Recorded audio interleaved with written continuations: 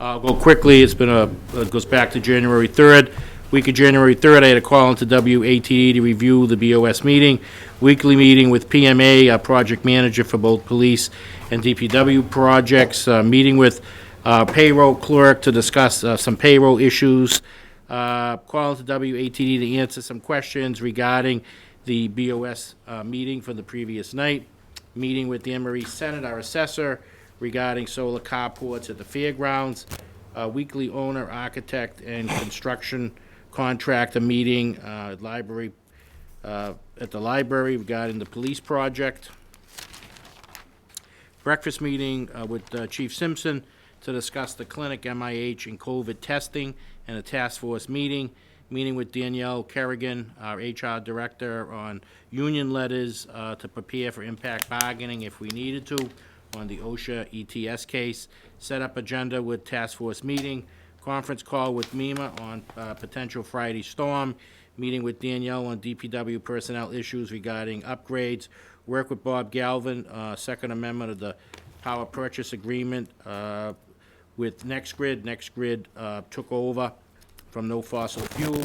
Conference call with new treasurer collector Lisa Clark regarding her contract and some issues with her contract. Clinic meeting with Chief Hawking, Chief Simpson, Detective Todd Goodwin regarding operation and moving into setting up the testing facility. MEMA call on the storm. COVID task force meeting we had on the Saturday. It was very snowy, and I know you were there, Mr. Chairman and Mr. Kilcoyne.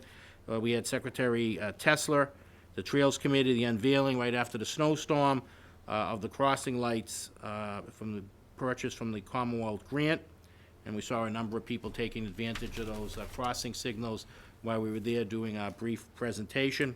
The week of January 10th, breakfast meeting with Mr. Darcy to discuss some ongoing issues. Weekly PMA meeting regarding some priorities with police and DPW projects. Meeting with Danielle Kerrigan regarding council on aging staffing needs.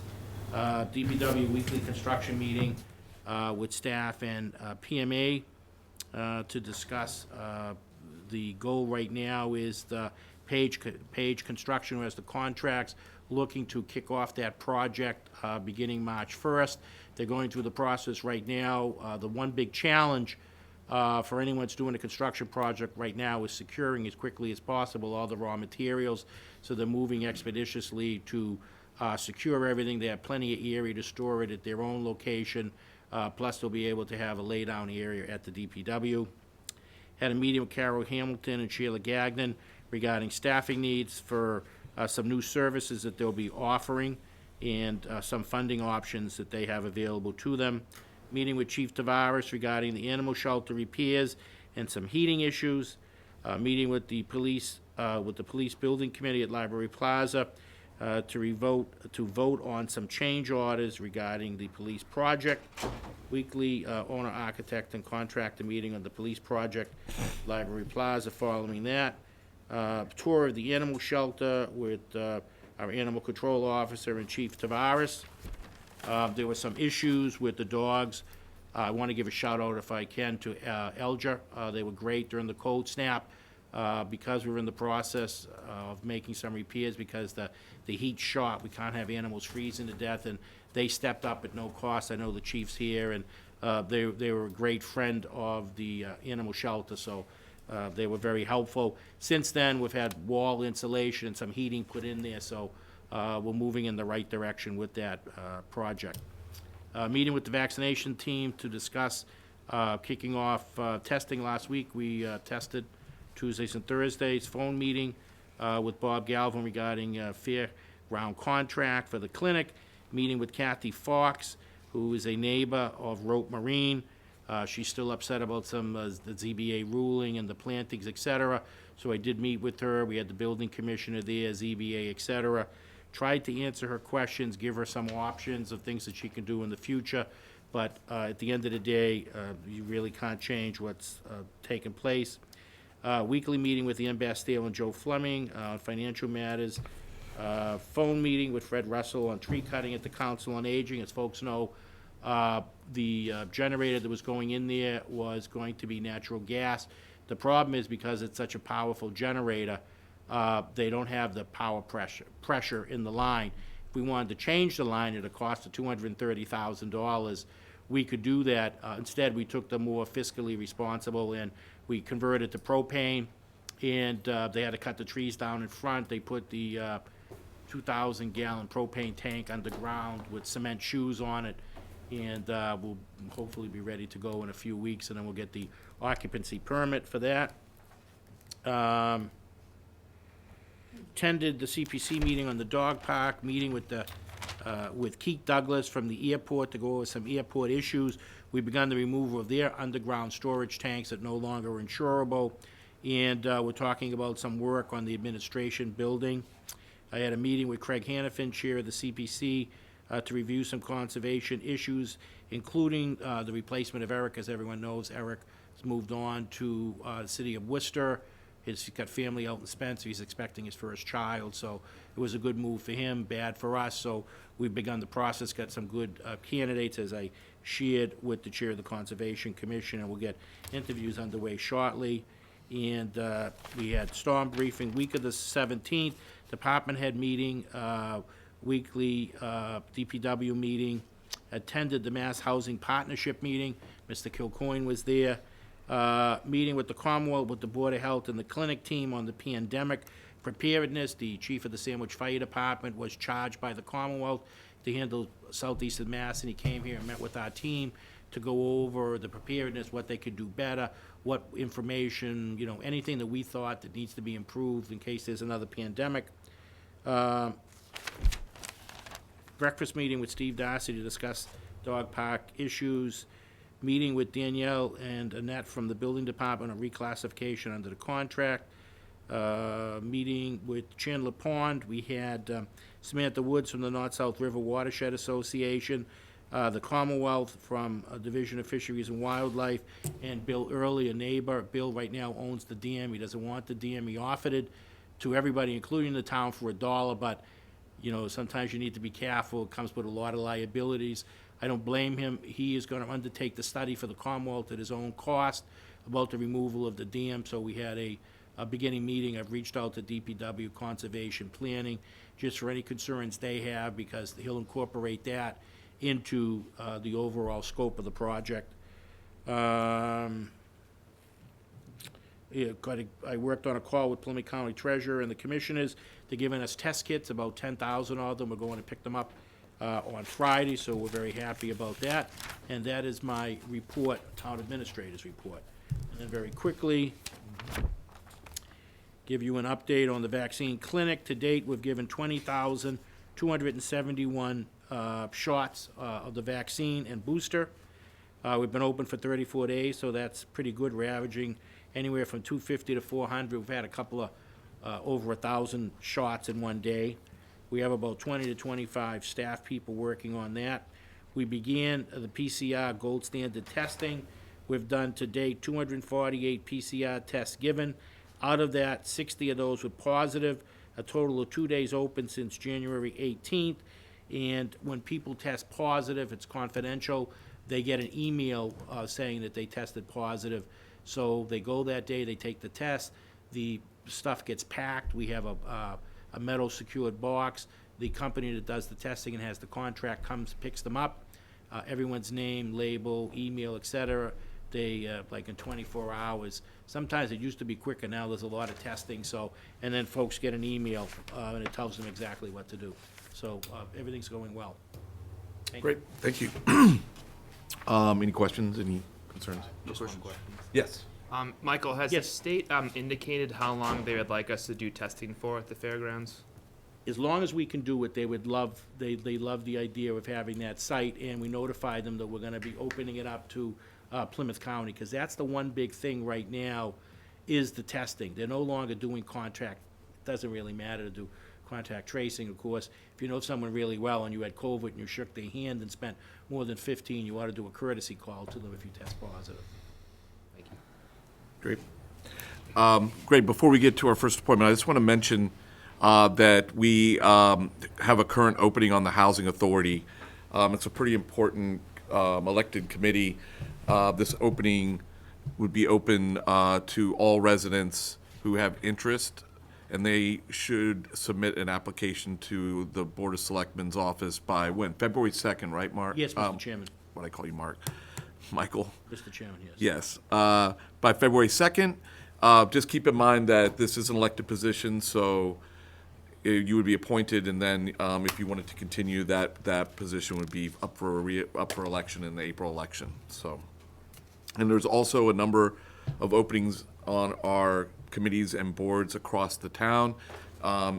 One particular is there is a new opening on the Zoning Board of Appeals. So, as we usually say, we would love people to volunteer. If they would like to, please apply, and we would appreciate any involvement and interest in serving the town. So, okay, so we have a 6:35 appointment with Greg Guimond, our town planner, to talk about MBTA communities. Mr. Guimond, Thank how you. are you tonight?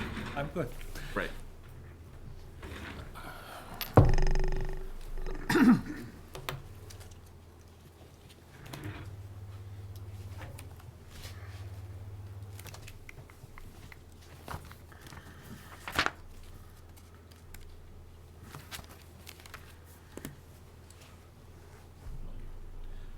Last January, at the end of the legislative session, the state passed a new section, Section 3A, to Chapter 40A, which is our state zoning act. This new section has three parts. Part A is requirements. Part B is funding sources. Part C is additional requirements that would be in the DHCD guidelines. I will go back and give you a little breakdown because it was a lot of words in the state law. Shocker. The first one is, what is an MBTA community? So the map I'm showing you, everything in green is deemed an MBTA community. You may ask, why Avon? Why Plainville? Why Dighton? Why some of these communities not in there when other communities around them even further away from Boston are? It's the purple lines that radiate from Boston, which also is not a MBTA community, and neither is Cambridge. That's what makes us MBTA communities, and because Situate has a commuter rail station at Greenbush, we are deemed an MBTA adjacent community. Going back to Section A, what do they expect from us? They have a they want each of the MBTA communities to have a zoning ordinance or bylaw that provides at least one district in town in which multifamily housing is permitted by right. Said district shall have a minimum gross density of 15 units per acre. Said district shall be a half mile from a commuter rail station, subway station, ferry terminal, or bus station. Remember that one. Said district should require a minimum of 77 acres in our case, meaning Marshfield. Housing can't have age restrictions on them, and the housing has to be suitable for children and families. Sadly, there is no requirement for any of these units to be affordable or to count towards our 10% affordable housing requirement under Chapter 40B. So this new law makes it even harder for suburban communities to meet that other state requirement.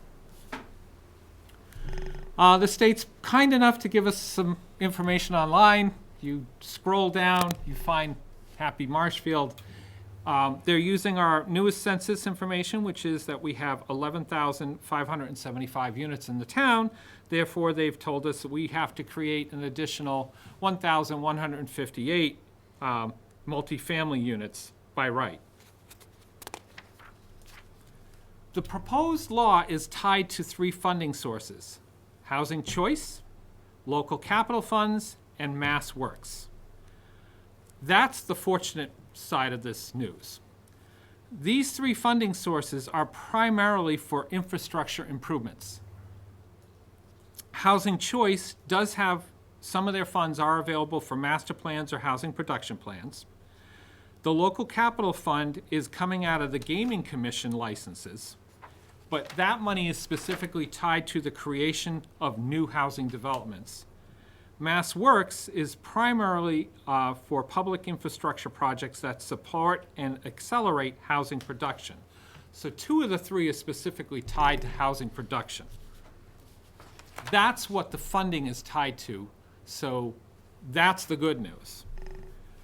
It took about a year, and the DHCD has come out with their guidelines. The town, we should comment on these guidelines with some of their language that's proposed. Public comment ends on March 31st of 2022. All towns are expected to file what they're calling an information form by May 2nd.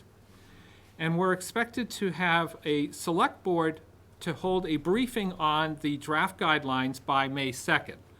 I believe the presentation I'm giving you should qualify for that presentation, although they may not like the message that I'm giving you. Planning staff has reviewed the proposed DHCD guidelines, and their most recently released frequently asked questions document. And in some cases, some of their answers seem to conflict with each other, and it's not easy to decipher. We have tried to come up with a scenario that might work, including rezoning existing areas of multifamily developments, but could not come up with a scenario that met all the DHCD guidelines. Especially the must demonstrate that the zoning allows for multifamily housing that meets or exceeds the requirement unit capacity at the density that meets the statutory minimum. So what we think that big phrase means is, even if we could come up with an area, we could not come up with it in 77 acres. To get that amount of units, we would need a much higher amount of land because of water resource protection, because of wetlands, because of multiple other reasons that are not fully factored in. We were also extremely mindful that whatever scenario that we came up with did not sacrifice or overburden one area or neighborhood or school district. Marshfield has no MBTA service. We have no usable public transportation to an MBTA commuter rail station. Now, apparently they consider the Gatra bus that goes south to Kingston as our link to MBTA. Sadly, that bus ride takes an extra hour from Marshfield to the MBTA station, and then you have an hour commute up by train. It doesn't make any sense to go south than to go north. The Greenbush commuter rail station is 1.6 miles from the Marshfield town line, which is the North River, and is 7.2 miles from our downtown. There is no public transportation to Greenbush from Marshfield. It's over 3 miles of Route 3, and most of the collector streets in the northern end of town have no sidewalks. No bike lanes are provided on 3A or any of the collector streets in the northern end of town, and all those roads have little to no shoulder. This definition goes well beyond, and the guidelines go well beyond the definition that was provided in the state law, which says be located not more than a half mile from a commuter rail station, subway station, ferry, or bus station. And I think that's the number one point that we should make with our comments to the state. We also have a number of homes or units in town which are already multifamily. We have about 20% of our housing stock. So a lot of times you hear criticism of towns, suburban towns, is all you have is single-family homes. That is not the case in our town. We have a lot of multifamily units, and of course, the way they've written the guidelines, none of them count. So on the recommendations, we should comment on their definitions of adjacent community, MBTA community, multifamily district, the requirement of multifamily by right versus by either special permit or at least some type of review, and the principle of one zoning district of 15 units per acre is good for all communities. Marshfield has a multiple zoning districts with many different densities. We have densities that go from 1 unit per acre to 13 units per acre. Our by right density starts at 10,000 square feet, which is much lower than a lot of towns in this area. Higher densities require a special permit which allows our town boards to address specific site issues. Density should be influenced by many factors and best left to local communities, not dictated one size for all from above. We should comment on the number of multifamily units that we also have, and we should choose not to comply with the guidelines and not to apply for funds from the Housing Choice Initiative, the Local Capital Projects Fund, and the Mass Works. But we also need to be mindful that in the future, our friends in the state, especially when they can do things through regulations of DHCD versus changing state law, can add additional funding sources on us in the future. And that's all I for our MBTA community information. I did supply you guys the draft guidelines, Yeah. the frequently asked questions, et cetera. Yeah, I mean, thank you, Greg. I think it's pretty clear that they're taking a one-size-fits-all approach here. I completely understand why they're trying to create these communities, if it makes sense. If you're on a line or you are on an MBTA bus route or what have you, you want to make sure people have and like you said, it's not tied to affordable housing. It's just housing, correct? Yep. So the other thing I wanted to ask is, they're basically saying if we do not comply with Section 3A, we would not be eligible for funding from the Housing Choice Initiative, the Local Capital Projects Fund, or the Mass Works Infrastructure Program. What do we receive now from any of those programs? I have not been able to find that we've received funding from any of those sources. So basically, you're saying that right now we don't receive funding, so there's really no loss. I mean, if we don't comply. If we choose not to comply at the moment, there's, Well, for a number of reasons, we can't comply. I mean, at half a mile, you have to be, right off the bat, it has to be within half a mile of the station. The only station's Greenbush, and the Marshfield Town Line's a mile and 1.6 miles away. So, I mean, that puts us in a no-go situation right off the bat, right? yes. And that we don't have any type of way of getting to the closest MBTA station. Right. We have done zoning changes that have addressed the state's concerns on multifamily units and on density already. Right. At our past town meeting, because I knew this was coming, and why I had pushed for those zoning changes last time, even though it was a special, is because I was expecting that in April of this year, we would have to be picking a district, and the minimum size they want is 50. Of the 77, 50 of it has to be in one district, Right. which is another difficult problem. Well, based on what you've presented, I mean, I think your recommendations are spot on, and I mean, I think at this point we just come back to them and see where it goes from there. I mean, And it wouldn't hurt if the residents also contacted our state representatives and let them know what we think about the DHCD guidelines and, the one-size-fits-all especially. yeah, we should probably communicate that with our state senator and state rep as well. So our reps. So, all right, thanks. Any questions? Yeah, you're in luck. Tonight's one of our bigger audiences, Greg, so hopefully someone in attendance on Zoom or in the audience will call their rep or senator. Yeah, I highly recommend that. So if the Commonwealth were to ignore your sage advice and to pass their proposed changes as written, what would be the pros and cons if Marshfield were no longer an MBTA community? So at the moment, there are no cons because we are not seeking any funds from those funding sources. Right. That's the bottom line at the moment. They may change that, so say 2 years from now, and half the communities decide to take the same option, I would suspect our friends at the state would then try to tinker with it and make it more urgent for other communities to comply. Thanks, Greg. Just a couple quickies. So are we going to write a response to our senator and representatives that we were saying, Mr. Chairman, as a select board? I mean, I think we probably should. I think that's a good idea. I think Yeah, I'll make a motion to do that, but Yeah, finish okay, your- that's great. Do we know their positions on this regarding our town specifically? Are we doing it this time? No, I do not know our senator or our representative's position on that bill. No, but I can call them. Yeah, we can find that, we It can was find that out. January 6th of last year when they did that. So, good, just one more quick question, if I may, Mr. Chairman. Where would we find this land? Regardless of whether, even if we ignored the distances and all that, do we have 75 acres of upland available?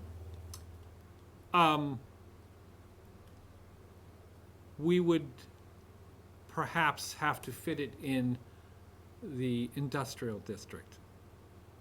That has its own Otherwise, ownership. we would have to break it up into smaller chunks, which wouldn't meet their 50 Yeah, we have 50 acre the- requirements, and try to spread it 50 throughout has to be the in one town. place, right? It's 50 acres is supposed to be in one One place, place. one district.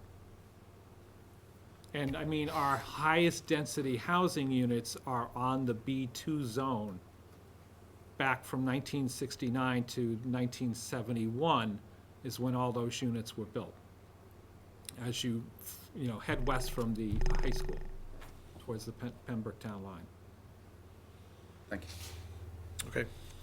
Great, thank you so much, Greg. We'll, I should, I'll make a motion that we have Mr. Maresco craft a letter for us from the town, from the select board, sent to both Senator O'Connor and Representative Kearney, that on our position on this MBTA communities mandate or obligation, that they're, I don't know what they would call it, Zoning law. zoning law, forcing us to do something that is not feasible. It's not feasible.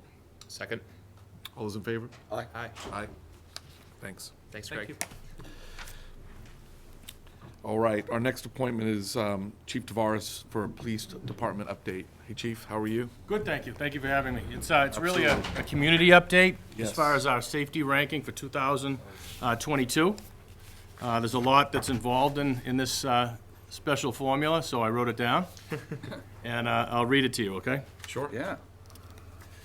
Sir Robert Peel said, "The test of police efficiency is the absence of crime and disorder, not the visible evidence of police action dealing with them." Neighborhood Scout is a division of Locations Incorporated, a national organization that annually compares cities and towns in the United States. Each year, they reveal the 100 safest cities and towns in the United States of America. To make their selections, Neighborhood Scout analyzes data that every police department in the country is mandated to supply to the FBI. It includes property crimes and violent crimes like burglaries, motor vehicle thefts, robberies, and violent assaults. The raw crime data is then compared to cities and towns whose population exceeds 25,000 residents. And tonight, I could not be prouder to share with you the results of this study over the last 9 years in a row. In 2014, Marshfield was ranked the 79th safest community in the United States. In 2015, we were ranked 61st. In 2016, 36th. In 2017, 14th. 2018, we maintained it, and once again we're 14th. 2019, we were 6th. 2020, we were 13th. 2021, we were 10th. And Michael said that's not good enough. So for 2022, Marshfield is again ranked 6th safest community in the United States of America. The National Council for Home Security and Safety conducted its own study of the safest communities in Massachusetts for 2021. They reviewed the most recent FBI uniform crime stats with communities of 10,000 or more. So now we're talking about in our state with a much lower population. So we're compared against much smaller towns. Once again, Marshfield was rated as one of the safest communities in the state of Massachusetts for 2021. This ranking is a testament to many factors that, when combined, have traditionally and continue to make Marshfield the great community it is. A town that I am proud to be a resident of, a homeowner in, a father of a child being raised here, and your police chief. I would be negligent if I didn't take a moment to acknowledge some external factors that contribute to the safety of the town of Marshfield. First and foremost, I believe that the geographical location of Marshfield is a deterrent for those from other communities. We are bordered on the east by the Atlantic Ocean. There are very few roads that lead in and out of our town. These provide numerous choke points for traffic and make it easier to identify fleeing vehicles or suspects. Technological advances have made policing easier, as most businesses and town buildings have surveillance cameras, and almost everyone has a cell phone. We practice crime prevention by environmental design, working with our businesses and our residents on target hardening. The number one deterrent to crime is proper locks and lights. And this may sound funny, but most of our baby boomers here in Marshfield have out-aged committing crimes. That's true. Lastly, Massachusetts has some of the strictest gun laws in the country. The background check process is very in-depth and allows departments an opportunity to ensure that those granted gun permits have been thoroughly vetted. The police department continues to have the support of our town government and elected officials. Their recognition of the need for public safety makes my job easier. In my opinion, public safety starts with a long-term, consistent philosophy of only hiring the best of the best to carry out our mission and to wear our uniform. I believe in hiring educated, well-trained people who want to improve this town on a daily basis, shift by shift, officers who will never settle for anything other than their absolute best. This philosophy has been an easy one to keep consistent, as this department has only had 2 police chiefs in the last 37 and a half years. I believe in continuing the practice of situational leadership and believe in the adage, none of us are as smart as all of us, thinking together.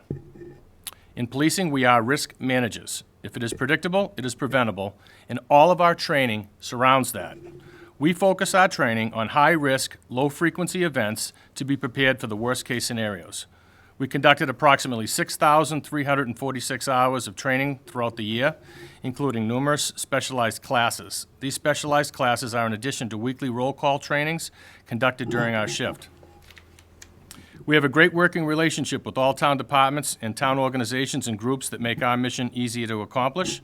The fire department is perhaps our closest ally, as we frequently respond to calls together. We have a good understanding of each other's responsibilities and capabilities, and there are countless examples of us working together to help the citizens of Marshfield in their time of need. The DPW works tirelessly with us during storms and other events to keep access to roads clear from storm debris and traffic. The Marshfield Municipal Airport has, on several occasions, assisted officers in locating missing people and fleeing suspects. The Council on Aging and Veteran Services continue to work closely with us to impart safety warnings about current scams that target the elderly. We also work with Marshfield Facts, who work to prevent and combat opioid abuse. We believe early intervention with our children develops a long-lasting partnership for the future.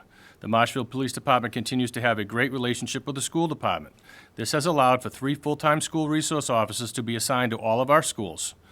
We also have assigned individual officers as liaisons to different private organizations in town, like the Boys and Girls Club. I'm a big supporter of the school's Peace Builders program that teaches students district-wide that bullying will not be tolerated. It helps students build up others and not put them down, to seek ways to solve problems without violence, and the importance of taking ownership of mistakes that we make. This program has led to a decrease in instances of bullying and will hopefully continue to build strong-minded people who will seek to make the world a better place. As a department, I believe in a proactive approach to combat crime. We deploy personnel and resources by utilizing crime analysis to determine crime trends. We know the busiest times of the day of the week, and hour of the day by location. We use that to deploy resources in the most effective and efficient manner. This is constantly evolving, and we adjust accordingly. In 2008, the Marshfield Police Department founded and continues to direct the Old Colony Police Anti-Crime Task Force.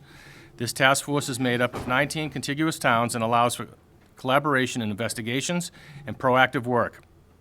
The task force focuses on drug enforcement, fugitive apprehension, serial crimes like burglaries, and most importantly, the sharing of intelligence about residents within our towns.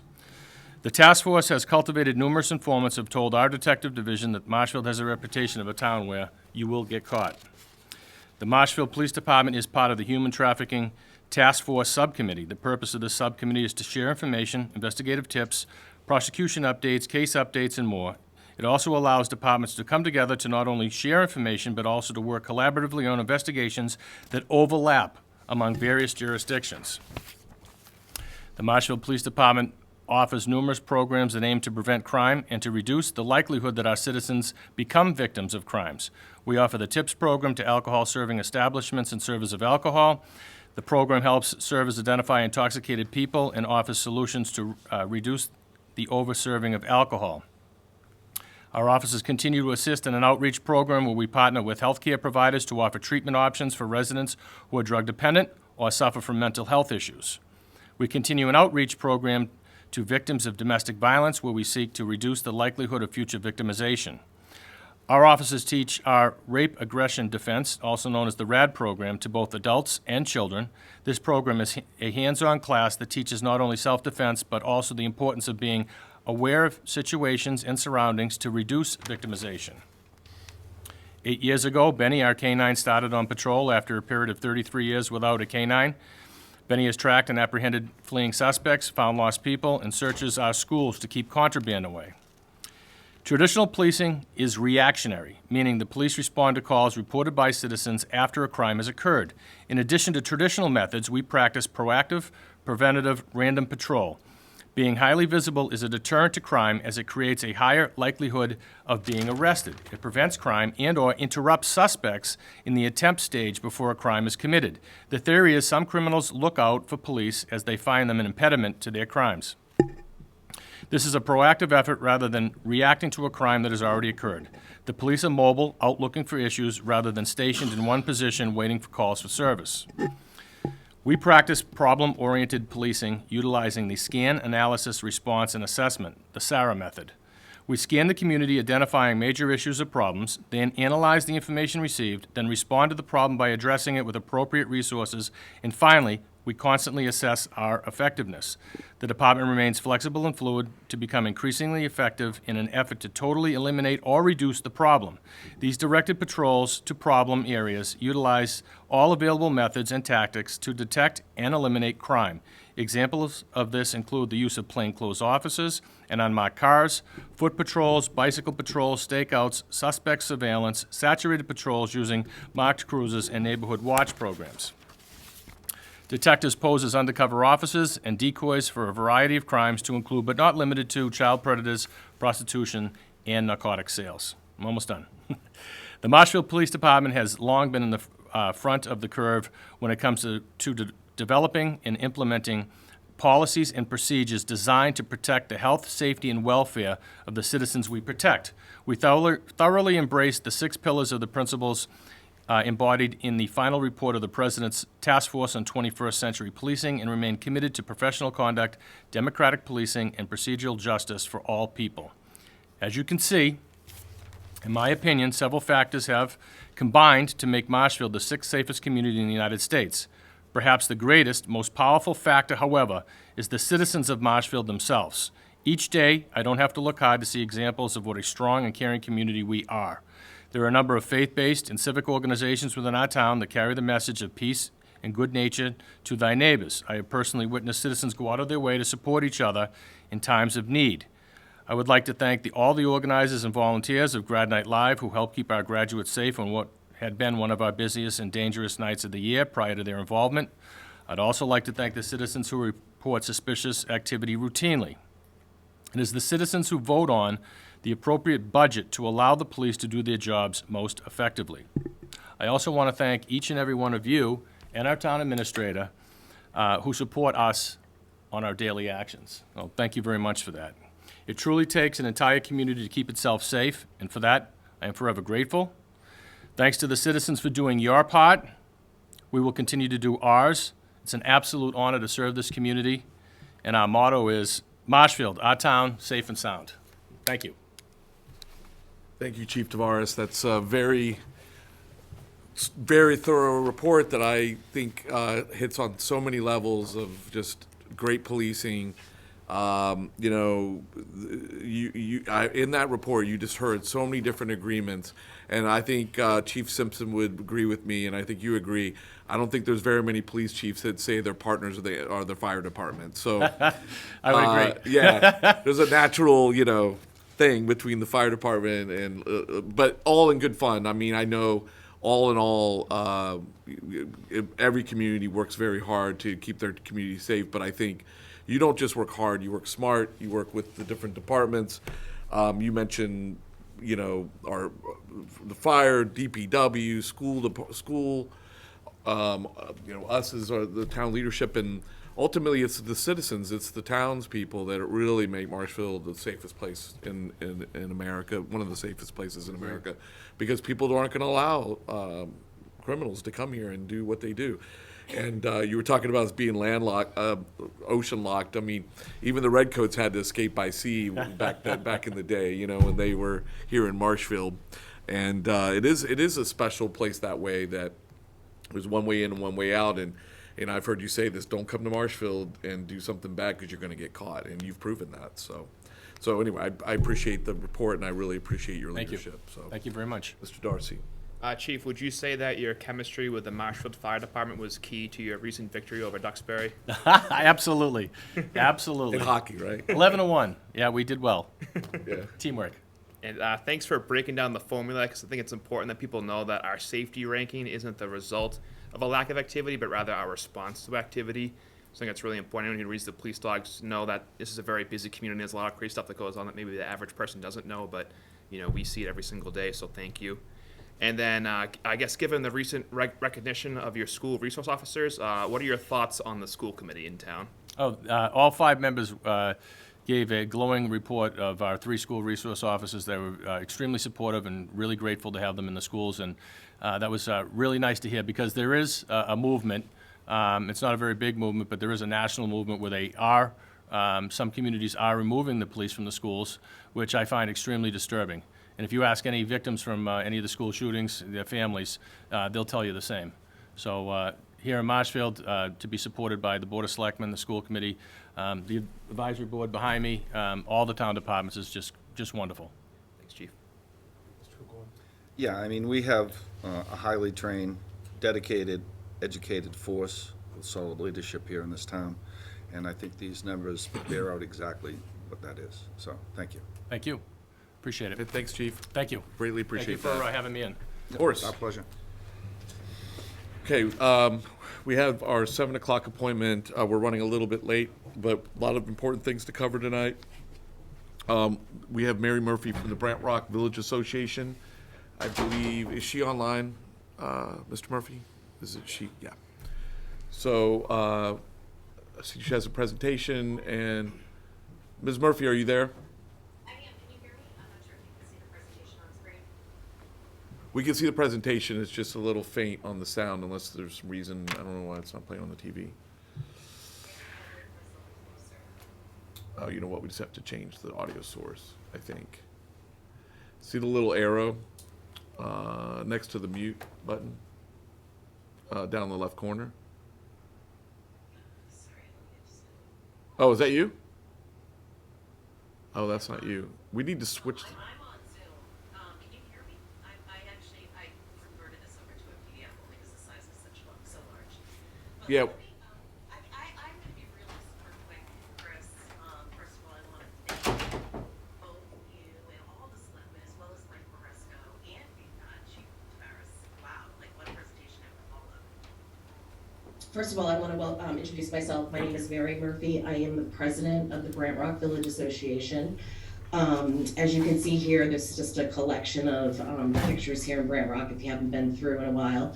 What I want to do today, I just want to take 10 minutes out of your time. I want to explain who we are, what we represent, all of our accomplishments, some of the upcoming activities that we'd really like to partner with you on, as well as we'd love for everyone either on this recording, watching on TV, or going to be watching the recording, is to become a BRVA member.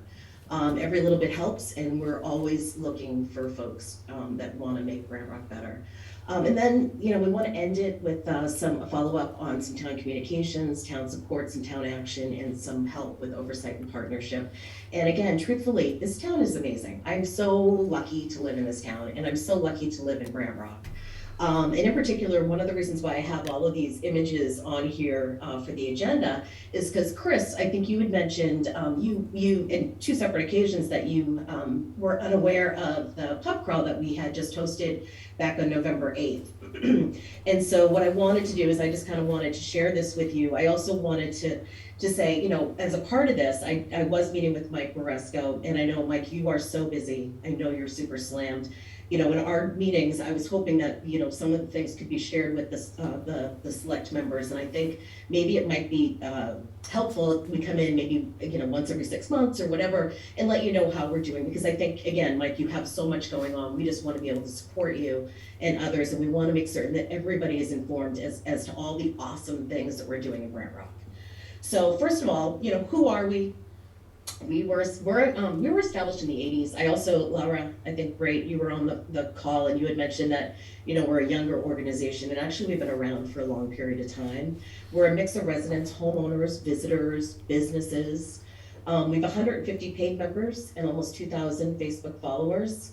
And we've been maintaining that Green Island that I shared with you so long ago for the past 20 years. So it's near and dear to our heart. The plants that get planted there, the grass gets cut, and we just try to make it look really nice. And we've done that by raising money. And just this past year alone, we raised over $15,000. In our pub crawl, we raised $5,075. We planted over 100 beach roses, and we continue to have to plant them, truthfully, because as you know, Grant Rock does flood. But we also have people that like to drive over our rose bushes on some occasions. So, you know, we are constantly going in and updating them. We have some maintenance items. We have replacing benches this spring. I've connected with the harbor master to make certain that our benches that were going to be replaced are going to match the same ones that are down at the pier, just so it all is kind of a consistent look within the area. And our benches actually were donated by 3 different families, which is amazing. That they are donating these for loved ones, and we're going to have different ceremonies and different announcements that are going to be coming up as a part of this. We also actually just got the benches. They're in my driveway that still need to be put together. But we are a board, so we're an elected board. The next election is going to be coming up in August. And actually, as you can see here, I live on Ocean Street. Linda also lives on Ocean Street. Judy lives on Island Street, and Sandy lives on Middle Street. Every single one of these offices are going to be opened, and we actually are in the process right now of updating our charter because we think we need more as it relates to this, and we're in the process of working on a 501c3 so that we can truly become a nonprofit. Right now, what we are is we're a member-based, not-for-profit organization that really relies on community volunteers to help us. So again, plug, if anybody's out there wants to get their hands dirty, wants to come down and help us, we're always open. Please, we're reaching out to different organizations like the National Honor Society. I've been talking to folks in the Key Club, the Kiwanis, as well as wanting to hopefully get involved with the Garden Club at the high school as well. And our focus is really threefold. We're about beautification, safety, and communications. So, again, we love Grant Rock. We proudly maintain that esplanade. We have been updating not just the beach roses, but, just recently we refurbished the memorial plaque. We created the Adopt an Island program. We have,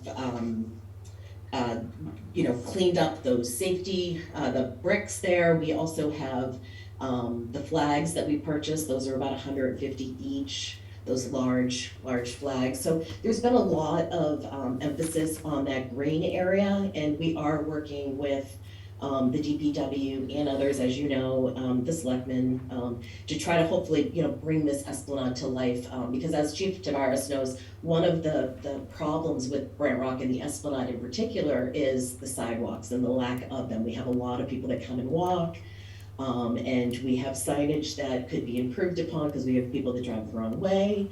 And so, we have a lot of things that we're looking to do and really partner with the town on. We also want to help with some of the beach erosion that's happening, and work on some flood mitigation and sand replenishment. All of those pieces are a part of beautification. And really, they kind of go along with what's been happening over with the Harbor Park and Peter Igoe Park. And so it's just a continuation to kind of keep the the activity happening this way, and we want to really be a driving force behind that. And really, the purpose not only is beautification, but the safety. Again, we just want to make certain that, you know, we get things on a regular time, right? Like we get regular trash pickup, we get regular line painting. You know, everything to make certain that anybody that comes to our neighborhood feels safe, doesn't feel as though they're going to be hit by a car, or if they're on a bike, that they just feel really safe coming through the Esplanade. And then the third part of our association is really about communications and making certain all of our members are informed. So we send out pretty detailed emails, maybe some people might say too detailed. We meet a few times a year, and I'm actually working on a newsletter that will be going out, and you'll probably be seeing a lot more BRVA members in the town meetings, because we are going to try to sit in each one of the committees just to make certain that we have our eyes and ears on the ground, just anything that might happen with respect to Brant Rock. And of course, we have to also do a shout out to the DPW, actually, because they've been in the process of fixing the seawall down here. So, you know, kudos to them for all the great work that they're doing on our behalf. You know, how do you become a member? It's really inexpensive. It's $10 an individual, $20 a family, and $100 a business. You can email us. You can send it to the US mail. And we're PO Box 1 in Brant Rock, and our zip code, you probably all know, is 02020, which is kind of fun. We do have a Venmo account, and we also have a Facebook site. As it relates to some upcoming events, we just met with Karen and Greg, Scott Dixon and I, last week. We were kind of on a little bit of an awareness blitz, if you will. It just so happens that I did send out an email to both the selectmen and the DPW in November, and this was the first time we were able to connect.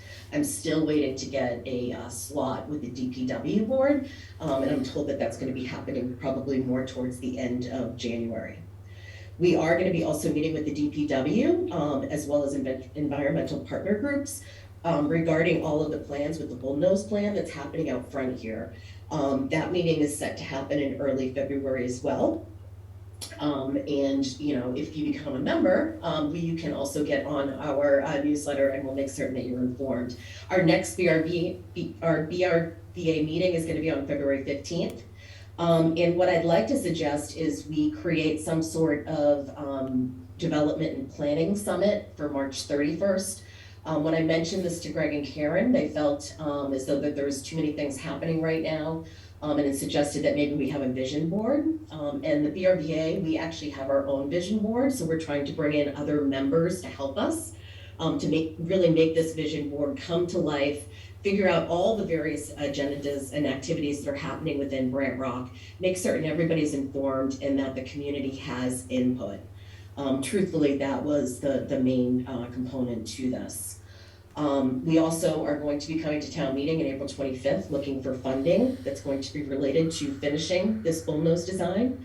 And we're truthfully hoping that everyone in the community will be supportive of the work that's required down here. I know that some people have mentioned that, you know, it floods and there could be problems with that. And I can tell you for a fact that sidewalks don't float away. So, you know, there are just some minimal things we're looking to accomplish, and we're really hoping that we can get the support of the Board of Selectmen and the town administrator to really help us with this. We also are going to be starting our Esplanade meeting on Saturdays, starting Earth Day weekend, which is April 23rd. So anybody that wants to meet me out on the Esplanade from 8 to 10 on Saturdays, feel free. It's great exercise. We are also going to be doing some bench assembly that I mentioned. April 29th with our bench ceremony is going to be on May 21st. So those are all of our great upcoming items that are happening at this point. And then I was going to just leave you with, you know, this quote here, which is, you know, the greatest of community is most accurately measured by the compassion action of its members. And I have to tell you that everybody in the Brant Rock Village Association is very committed, very passionate, and really cares about this community and wants to be involved. And we really want to be your partner from a local perspective, and making certain that Brant Rock residents, businesses, you know, visitors are all addressed and heard. And I'm going to end on this, which is our vision board. This is something that is just a big black piece of cardboard, carrying it around to meetings. We carried it around, I think, like June, August, July. And then, one of the reasons why we had this pub crawl was because, of these fantastic little welcome to historic, Grant Rock sort of flags, if you will, or putting more rocks down the center, or, more curbing so that people can't drive over the rose bushes, adding additional, updating these benches so that they look like the harbor master. All of these things are things that are near and dear to our hearts, and everybody in the BRVA is really bought into these ideas, like to have flagpoles, to really extend what we have currently on that green. Right now, it just goes to here with benches. We're actually thinking about making it even bigger. We have a flagpole that doesn't have electricity, there's no lights on it. We have some basic needs that we really want to see if we can address.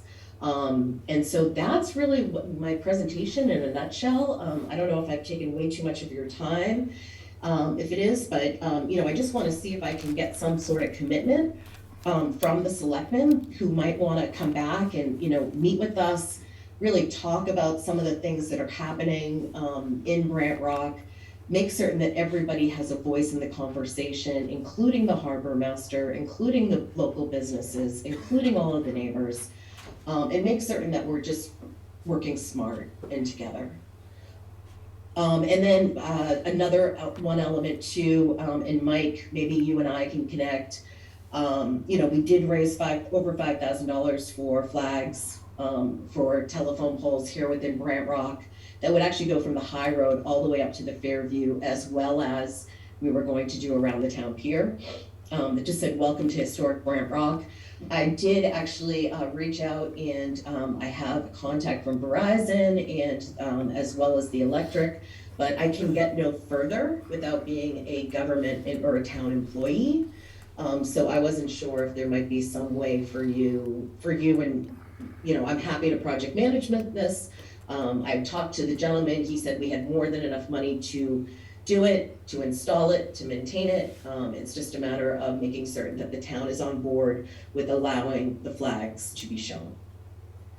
So that's kind of where I'm at. I'm gonna stop talking and All right, Mary, thank you so much. I mean, I always encourage our residents to come forward and give us updates. I always learn more from our residents, especially our passionate residents who are from the different associations. And there's no doubt there's a lot of passion for Brant Rock in the Brant Rock Village Association. I personally, when I moved here 18 years ago, I fell in love with Brant Rock. I think it's a very important village, a key part of our community, has an amazing history. And, I support what you guys are doing. I think ultimately we need to come together, and as everyone knows, there's no doubt there's needs out there. It's coming together and figuring out ways and a plan of execution, and both on how to pay for it, how to execute it. So I'm open to those kinds of discussions. We just have to kind of look through all the different things. As you know, we represent our entire community, so we look at things much more holistically that way, but. It all starts with a conversation, and it starts with, like you said, it starts with people. And I think there's a lot of opportunity to look for ways to improve the Brant Rock area and enhance it. Keep in mind, as you said, the DPW has, after the initial seawall failures because of storms, they did the first stage of that, and they're currently in the process of starting phase 2 of that. yes. So that's a huge part of protecting Brant Rock and making sure it's a safe place for people to go. And, Agreed. Agreed. I agree wholeheartedly, and that's the reason why I was hoping, if I could even get one member from the select board to be a part of our discussions. Mike Moresco, he was helping us, and Jeremy. Actually, I even have this presentation on here from in 2015, we actually presented at a special town meeting for Right. our needs. the same need, they're the exact same needs that we're asking for today. It's basically just to finish the Esplanade, put in sidewalks. You know, again, exactly, if you actually go in and you look at some of this stuff, it's, you will see that Brant Rock has not changed at all, right? Right. So what we need to do, you know, and we came up with short-term, long-term, and midterm plans, and these were presented. And Mike Maresco had run the meeting in December of 2020. There were, I think the chief was there. There were other people. I just want to keep the momentum going. I want to keep the conversation alive. And I just don't know, I just don't know how to do that other than keeping people meeting, right? So like, and Mike, if you could be a part of this conversation, it would be great. You know, I know that you, you know, we're helping to manage these. I'm just wondering, you know, how can we keep, there's a spotlight on Brant Rock now. How can we keep the momentum going? How can we make certain, can you come to our meetings? Can, you know, should we include you in our BA ideas? Like, how can we improve the communication between our town and the Brant Rock community in order to strengthen that? And then, you know, how can we be more united? Truthfully, you know, I see what's being done in Webster Square, which started in, I think, 2018. You know, we started in 2015, but we don't have that same sort of united front. And I'm looking to build that, truthfully, I am. So I'm just looking for ideas, and maybe this isn't the right forum, I'm not sure. Yeah, I mean, right now, this is more about presenting where you are and what your progress is. Conversations about specifics and specifics action need to probably go offline of the select board meeting. But I do think, Mr. Maresco, I mean, we should talk about this and talk more about, you know, ways we can support Brant Rock and the Brant Rock Village Association, and uncover, you know, help them uncover ways to execute some of the things that they've identified. I agree. Okay. Mr. Darcy? And I mean, I guess, could I be a town employee? Quasi-town employee, so I can get the, just the flags done? So Mary, we appreciate you being so proactive and your advocacy to move things forward for Brant Rock. And we'll definitely continue to meet and get together. So just to kind of move things along, because we are running late, your husband Eric is here in the audience. Don't make me regret it. I'm going to give him my cell phone number and my email, so you guys can reach out anytime so we can move this forward. I have one question for Mike. Are the flags on the poles feasible, or is it something we're not thinking of, or what do you think we can do about that? The flags are, I mean, we have to get sign off who owns the poles. Most poles in our town, believe it or not, are not owned by Eversource, they're owned by Verizon. Yep. So we need to get their okay to do it. There's a process to do it. Sometimes they want some insurance on, they only want certain vendors to be able to access the poles because they have to be insured and things like that, so we'll have to look into that. We do have, you know, one of the things when we had that meeting back in December of 20, we wanted to get some lighting for the flag. They have a flag pole down there. They have to take the flag down at night because it's not illuminated. Fred was able to secure a solar light panel that he hopes to have installed in the next couple of weeks down there. Actually, that was, so the solar panel did not work, Mike, and that was identified back in May, I wanna say. And then I think you, took that upon yourself when facilities went and looked at it. I know my husband went down and talked to facilities, and there was, I think, an $11,000 ask that was going to be able to put the electricity in because their solar lights were not gonna be able to work. You weren't gonna be able to lower and, raise the flag. The one that That Fred. that was the outcome. yeah, That was the one the that- outcome of that meeting. Okay, we both can't talk at the same time. Yeah. But, Fred did secure the lights, and he said the lights will work. The option that you're talking about, digging up the street and the sidewalk, was about $14,000, and we just don't have the $14,000 right now to be able to do that. So I think Well, this and- may be a good option to try and see how this works. So let's look into this. Let's look into it. Discuss, like Mr. Darcy said, we're kind of on a time crunch here, Mary, so we need to move on. But I wanted to give you time to Yeah, no, make thank your you. presentation. And like Steve said, you guys know how to get a hold of me. I'm not hiding anywhere. So feel free to email me, add me to your email list. That might be a good way for me to know what's going on. You mentioned earlier that there's emails going out, detailed emails going out to the association. I'm more than happy to be on that list. And if I'm available, I'll come pull weeds. I'm pretty good at that Nice. kind of thing. So, Right, well, it's a $10 Venmo, and you can get on the newsletter. okay, all right. Real quick, I'm going to give Mr. Kilcoyne a chance to say something, and then we need to move on. Yeah, absolutely. Great, you're up in here, but great presentation. It's an important part of our town from a business and residential perspective. I like your idea, especially the flag, kind of brings some unity to it, brings some education awareness. Things sometimes take a little longer than you want, because there's always a process involved. And I think, continue working with us to keep your awareness of what your key items are, your top 3 list or whatever it would be. And as far as access, matter of fact, Eric was the second person when I decided to run for select board member that I met.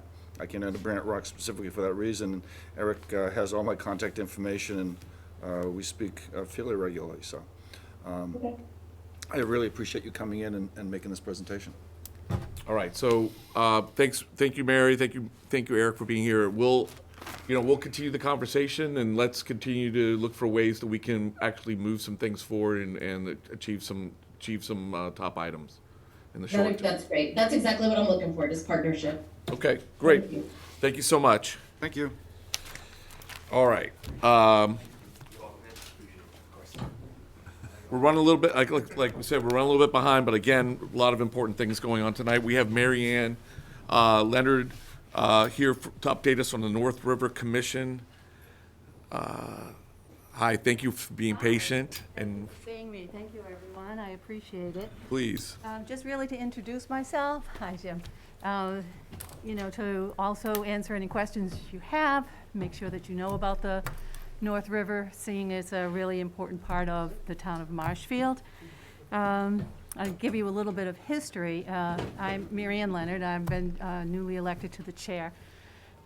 Chris Head was the chair prior to me. Chris has recently retired, and he and his wife have just bought a boat, and soon, probably not until the spring, they're going to do the St. Lawrence River, and then come down the Mississippi and do that whole big loop. Yeah. So we are also looking for another replacement, since there are always 2 people from each town along the North River to serve on its commission.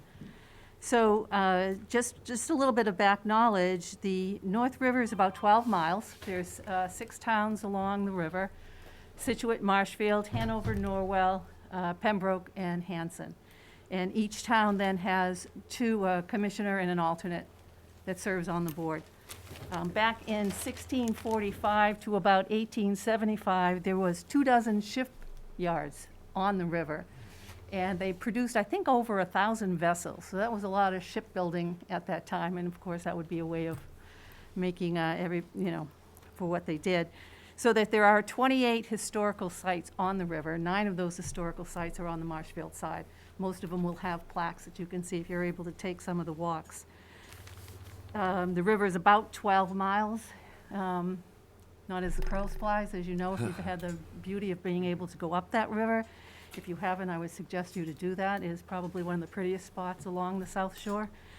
So in 1971, the Commonwealth of Massachusetts passed the Scenic Recreational Rivers Act. And that was passed to protect the Commonwealth's irreplaceable river resources. It realized at that time that these resources were just such a value not only to the residents but to the town itself. And so they passed that act back in 1971. It wasn't until 1977 that DEM, Department of Environmental Management, which is now DCR, took the initiative and decided that they were going to do a demo project and select one river and start the process. They had earmarked, I think, 180 rivers along the river, and the thought back then was we were going to have, as a state, a lot of scenic rivers. As you probably know, we only have one in the entire state, and it is the North River, and it is protected by a protective order. So they did that. They started the process. They had committees. They went to each individual homeowner, making sure that they were comfortable with signing on to this. They came back up in 1978 with the scenic river, or scenic recreational river protection or protective order, which is what our board goes by. Similar to what our own conservation has certain rules and regulations that the property owners have to adhere to. You can tell I'm nervous, can't you? Because I can tell I'm nervous. Oh, don't be nervous. So the board itself meets once a month, the fourth Thursday of the month. As I said, there's 6 towns that are representative, and so we are to follow the protective order, which was passed in 1978. And that protective order specifies conditions of what can be developed and/or alterations to the river on the first 100 yards or 300 feet on both sides of the river. So anything that falls within those, we have certain rules and regulations that can or cannot be done. So what happens is we have, as you know, your board, you have people come in for certain things. We have informal discussions. We have homeowners that just buy the properties. What can they do? What can they not do? We have requests for determinations, people that are going to come in. They might not necessarily be in that first 100 yards, but they're still going to do something to the property, what's allowed, what's not allowed. And then, of course, we have a special permit, which would be that someone has a house that's, you know, too close to the river now, but they want to do an expansion, what's allowed, what's not allowed. So that's basically what we do. It's all volunteer, as basically I know that there is a small stipend, but I see you guys as volunteers. You do this out of love. You know, you don't get paid a hell of a lot to come here and sit on Monday nights. And that's about it. You know, it's a wonderful board. It's full of dedicated people. It's been since, I think, 1979, there's been a commission, and it meets, you know, regularly or once a month. We get our funding, which I think some of you know, we've been challenged over the last several years trying to get our funding. I am not here to ask for money tonight, but I am here to thank you, because last year I know you sent a letter, and Mike sent a letter to the state saying, you know, this is a valuable resource. Please fund it. Our funding is $50,000. That's a lot of money. When you look at the state and what the state can spend, it's a drop in the bucket. Right. So to not fund that. So I know we're going to be challenged again this year, and the years coming, we're trying to get ourselves as a permanent earmark. DCR, if you know anybody in DCR, we have I think there's supposedly a new chair in DCR, but I'm not quite sure of that. Difficulty them sending us, returning phone calls, returning emails. And they're the ones right in our charter that will say they are in charge of us.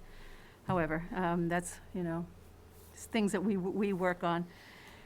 And finally, since I'm not going to take up a lot of time, if you have not taken a walk, I think one of the prettiest walks that you can take on the North River is here in Marshfield.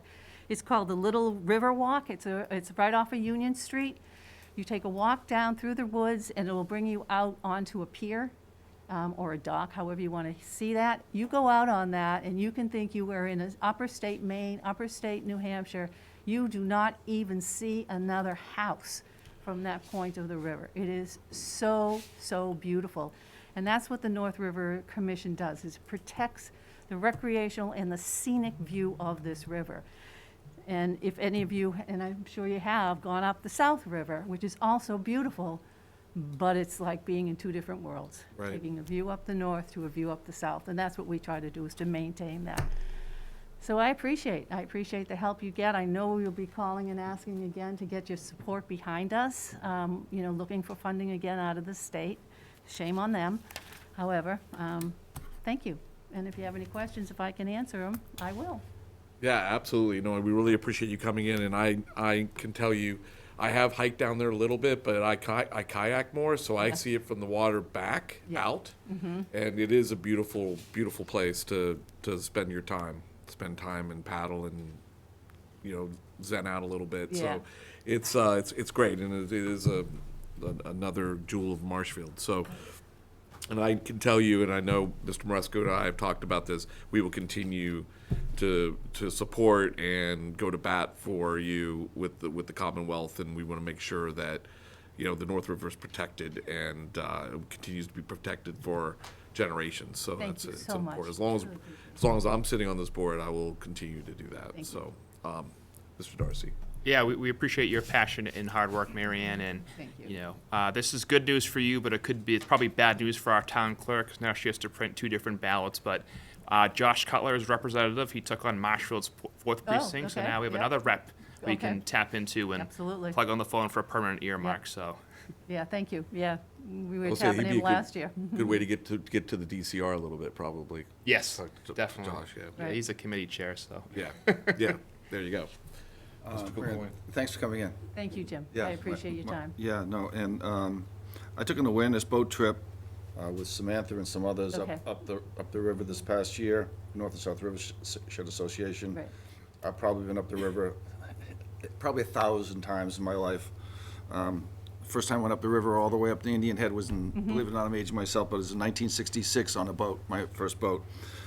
So I see some challenges that, if we can help in any way, more than willing to try to help.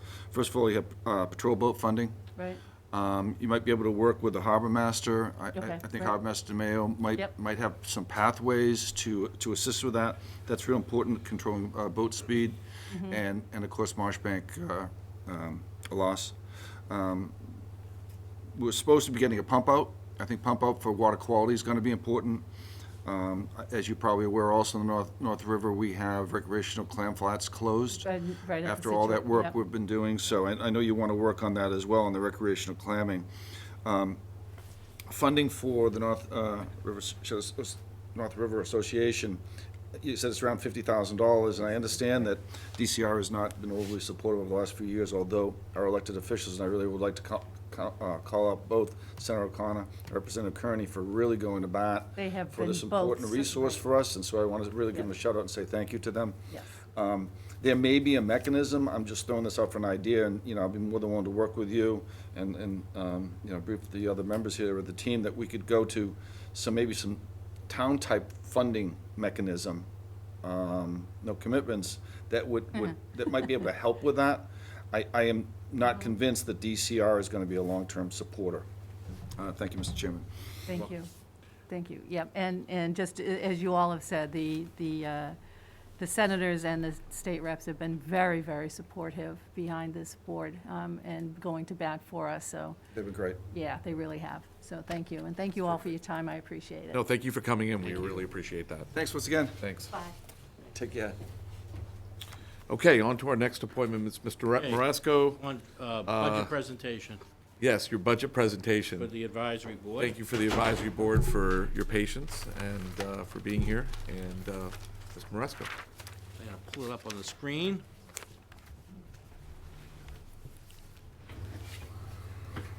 Great, thank you. Okay, so fiscal 2023 budget, we can turn the next page.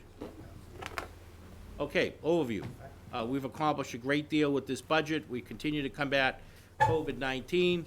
The FY '23 budget will provide $1,577,310 in new revenue for the school department, which is a 3% increase over the previous fiscal year. General government has increased by 4.84%, and we have built in some new positions while repositioning resources to achieve the goal. We've added 2 part-time nurses for the Board of Health. We continue to fund a full-time assistant planner, full-time assistant conservation agent. We have accounted for COLAs and contracts in all divisions without the use of free cash. We continue to cost share agreement with the schools for human resource division.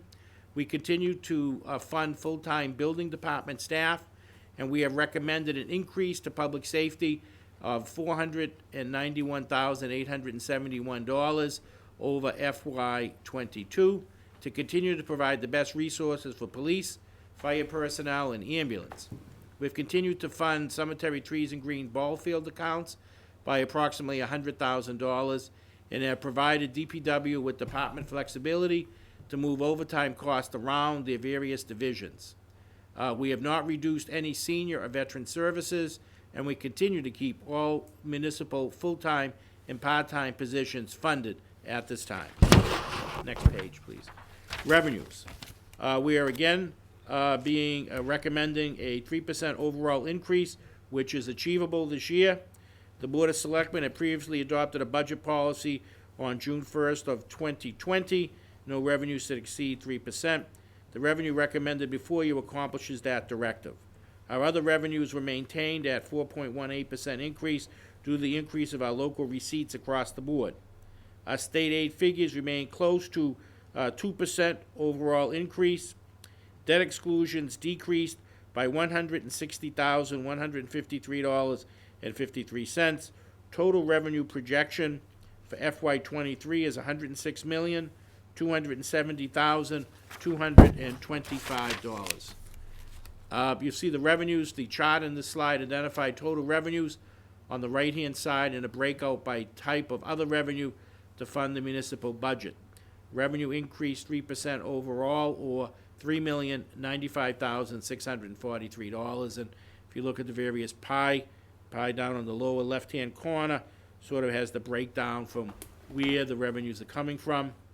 And then the bigger pie talks about the allowable levy, the total state aid, and other revenues. Next chart, please. Okay. Expenses. The town's department heads have put in requests only for what is truly needed to keep providing services to our town during these challenging times with COVID-19. The centralized budget process we now have allows the town administrator and the Board of Selectmen to have the flexibility to reposition resources based on the needs presented during the budget hearings. It has been challenging for the town with the need to hire a new town accountant and a full-time treasurer collector. But through it all, there has been a wonderful collaboration between the department heads and staff. We have met with all departments and reviewed their requests to achieve their goals. We have again not had to implement any layoffs or furloughs, as many of our neighboring towns have, thanks in a large part to the support and recommendations of the Board of Selectmen. The preceding charts and department reviews will provide further information. For FY 2023, total expense projected is $106,270,225. If you look at this slide, this pie chart gives you a breakdown of how the pie is actually cut up. You'll see down the bottom, there's an explanation. It's color coordinated to match with the distribution. Fixed costs. Fixed costs continue to be managed in accordance with our operational structure. This year was challenging given we had a $289,088.10 or a 26% state assessment increase for charter schools. The finance department once again was able to time the debt service structure to offset those increases and more, which saved the budget $656,160.60 this fiscal year. This prevented layoffs and maintained a total fixed cost increase of less than 1% over last year's increase. It is always our objective to keep fixed costs level funded. If you take a look at this chart, you'll see the various breakdown. You'll see, in particular, debt service non-excluded had a decrease of 12.8%. Debt service excluded was down 2.6%.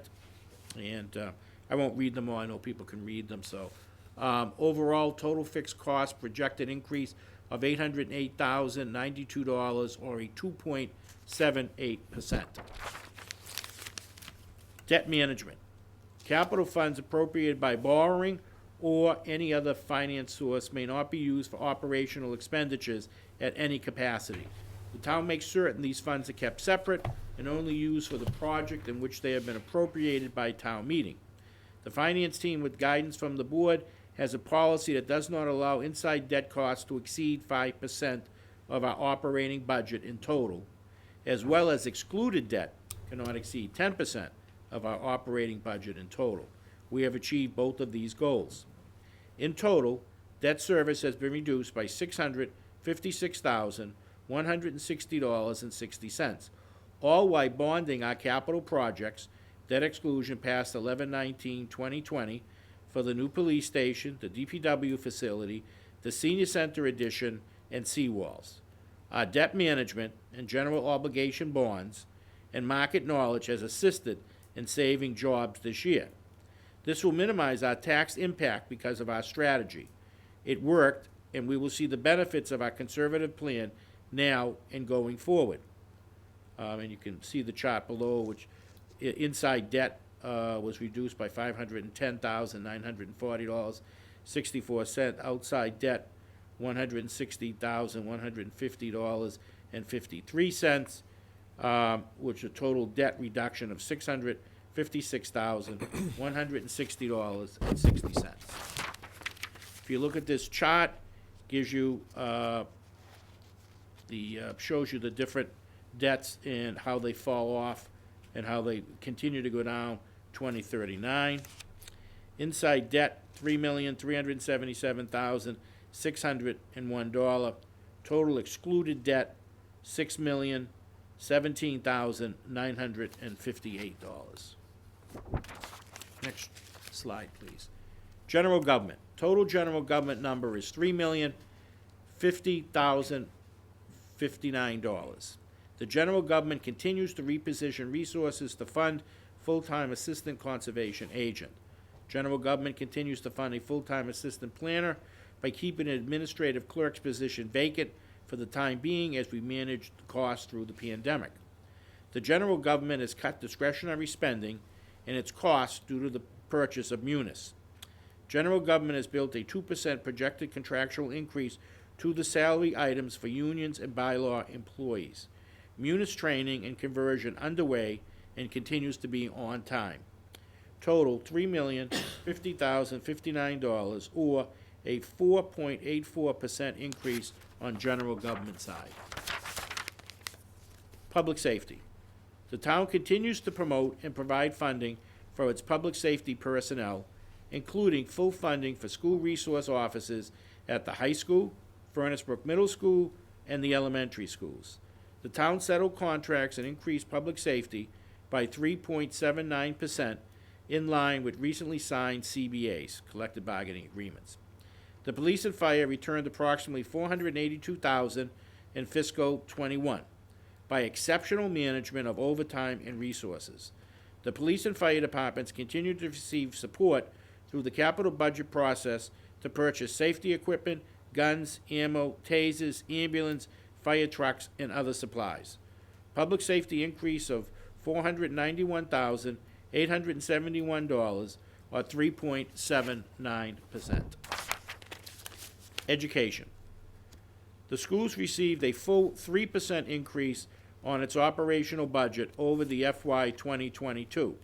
The school's total number is $54,154,310, or a 3% increase. The schools continue to do a fantastic job of combating the COVID-19 virus while educating our students in the classroom. We have received millions in support for the schools from the CARES Act funding. The school and the town have worked to improve Wi-Fi expansion for all school and town facilities inside and outside in the parking lots so that our residents can partake in the use of that. Capital budget funding and free cash has continued to assist the schools in maintenance, security, and COVID-related activities. FY '23 Public Works. The town continues to support our Public Works departments to provide the best service to our citizens. The Public Works Division will see a 0.03% increase overall for potential contractual increases due to town vehicles being serviced by outside vendors during construction and the move to the new building at 965 Plain Street. We have worked with the Superintendent of Public Works to reposition resources to provide additional funding for maintenance of the fleet. We continue to support and maintain the ball field and parks account, keeping our field and play spaces in the best possible shape our community and sports teams demand. The Public Works has also received support for their capital needs through the capital budget process. Solid waste curbside funding has been increased by $118,777. Solid waste disposal for transportation has increased by $217,075. The total commitment to the general fund Public Works is $3,027,902. Health and Human Services. We continue to fund a full-time assistant veteran service agent. We have provided additional Council on Aging funding for goods and services so that our senior population continues to be active in education and social activities. We have increased funding for the Board of Health agents and have funded 2 part-time nurses to keep the town healthy during the COVID-19 pandemic.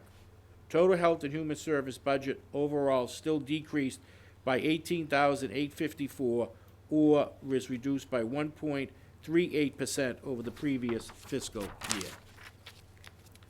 Cultural services.